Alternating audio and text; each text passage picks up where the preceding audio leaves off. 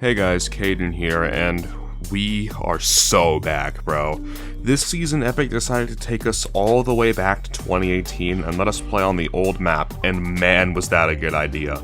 I've genuinely not had this much fun playing this game in a very long time, and I think most players also feel this way. But enough gushing about the new season. Let's go ahead and get right into the overview. Also use my code, thanks.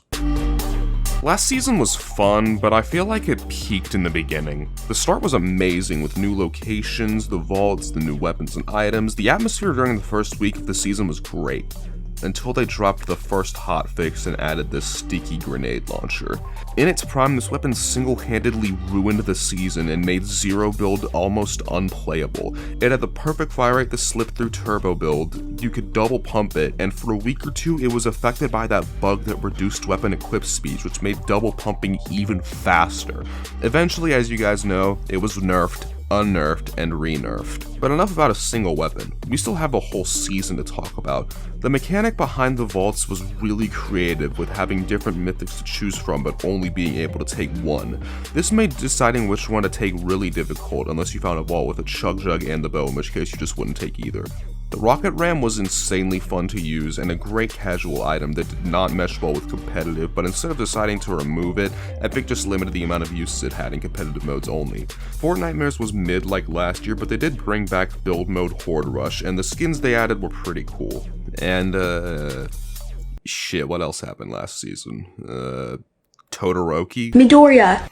Anyways, with all that said, I'm giving last season a 7 out of 10. It was cool when it started, but then it just kind of became mid.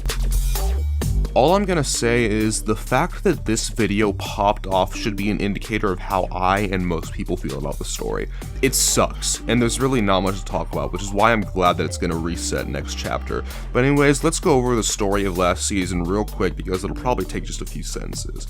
That Kato guy popped up on the map, and Sloan decided she wanted his time machine for some reason. She hires Nolan Chance, who's apparently some kind of heist guy, to assemble the crew to steal the time machine.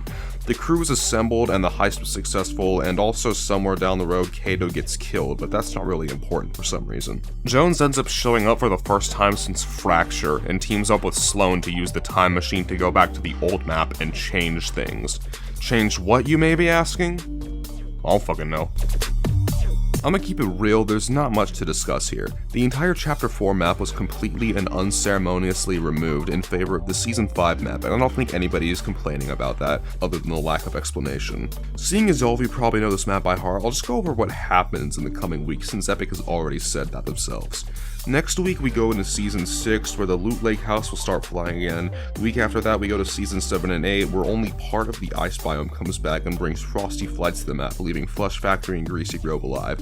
And the final week will be Season 9 and X, where the meteor comes back and hovers above the Divot Crater. I find it funny that Dusty is just gonna stay like that with the threat of another meteor on its hands. That place just can't catch a break. Everything last season got vaulted. Nothing was spared. But you know what that means? The Maven and Havoc rifle are finally fucking gone. Let's go! The loot pool this season consists of the old AR, burst rifle, scoped rifle, silenced rifle, LMG, pump, tac, heavy shotgun, MP5 and P9, the silenced SMG, pistol, silenced pistol, RPG, grenade launcher, bolt, hunting rifle, and semi-sniper.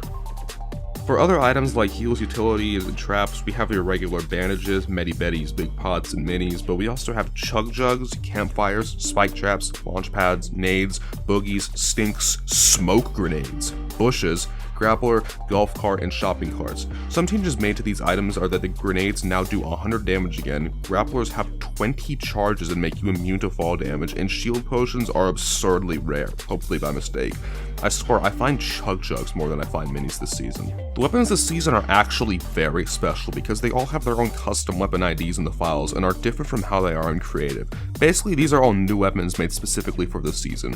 Also, I am not the person who found that out, someone way smarter than me did. Something else to note is that the shotguns in this season actually function like normal weapons and don't have a max damage cap, which makes them feel good to use again. Can I get an amen?